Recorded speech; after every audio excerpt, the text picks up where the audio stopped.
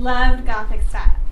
I'd wear a fake lip ring, dye my hair different colors, wear lots of chains, studs, and fingerless gloves. I also had a penchant for high fashion, so I collected Vogue magazine and Harper's Bazaar, which sat on the shelf alongside my impressive Japanese anime and manga collection. Now you're probably thinking I sound like a typical teenager, not at all rebellious, right? But that is not the case when you are a Hasidic Jew. And it was precisely these things, along with the fact that I had decorated my room with like dozens of dead roses and painted a surrealistic picture of a knife cutting open the sky, which I hung up, and that I had tried to convince all of my classmates that I was indeed a vampire, that led my ultra-Orthodox high school to give me detention, suspension, and ultimately a psychiatric evaluation. When I refused to return to the school the following year, my dad sat me down and said, "Who are you going to marry?" Now, for those of you who don't know, let me give you a crash course on Jewish dating. We call it shidduchim, or the shidduch system. And the way that it works is that each person has a shidduch resume, which is what I imagine an online dating profile looks like, except it mainly lists what schools you went to, how you occupied your summers, who your family members are, and then it lists a host of references, such as community members, teachers, rabbis, mentors, friends who are available to answer any questions. And it's the parents' job, through word of mouth and worldwide networking, to obtain the resumes, call references, and set up their child on a date with someone compatible. This way, when you get to your date, you already know the person you're meeting has the same life goals as you, and all you need to do is see if you have chemistry and enjoy the other person's company. Once either party knows that they do not want to spend the rest of their life with the other person, there is no subsequent date. There is also no physical touch or seclusion together allowed until marriage. Now, my father's concern that my decisions would reflect poorly on my resume were echoed through many others throughout the years. I had teachers and friends tell me that I was just too different or out of the box to find my perfect match.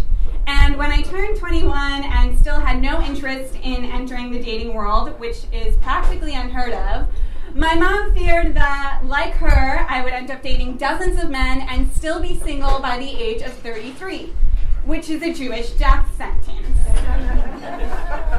Now, at this point, I decided to follow my dreams, move to New York, go to fashion school. I had met this mama's fashion designer who I was doing some projects with on the side, and she pulls me aside one day, and mind you, she is a complete yenta, and tells me she has the perfect guy for me.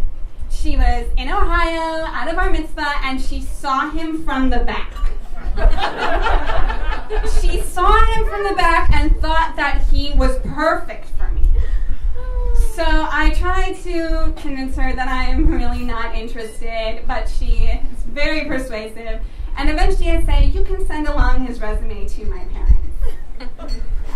Fast forward a few months later, I get a phone call from my parents saying that this guy is coming to New York for one day and he wants to meet me.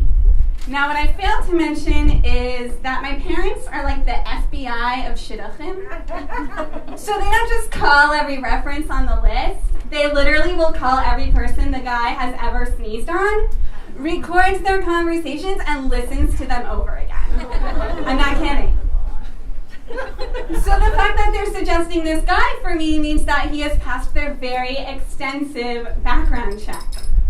And I try to tell them I'm really not interested, but they insist. And I think to myself, A, this guy's coming in for one day, and if God opens the door for you, don't close it. And B, the first time you ever go on a date, ever, is really nerve-wracking, and maybe I should just get that feeling over with. So the day comes, and my mom's like, put on some lipstick, honey, you look pale. Which is actually really not what she sounds like, because she's from Switzerland. But I go, and I'm on my date, and I'm just impress me. But it turns out that this guy is on the rowing team, and he's part of a knitting club, and he plays the bagpipes, and he has Scottish history, so he went to St. Andrews University, which is basically a castle, to study physics. And then he went on to Cambridge University. Like, there was nothing in the box about him, and I was totally smitten. So I come home from my first date, and I say, Mom, I think this is it. And I tell him that when I cover my hair, when I get married, as is the norm for Orthodox Jewish women, I want to do it with a purple wig. And he's like, cool. And I tell him that I want to design a Japanese wedding dress to wear under my chuppah at the wedding, and he's like, I'll wear my kilt. And a few months later, we did just that, and we are now expecting a little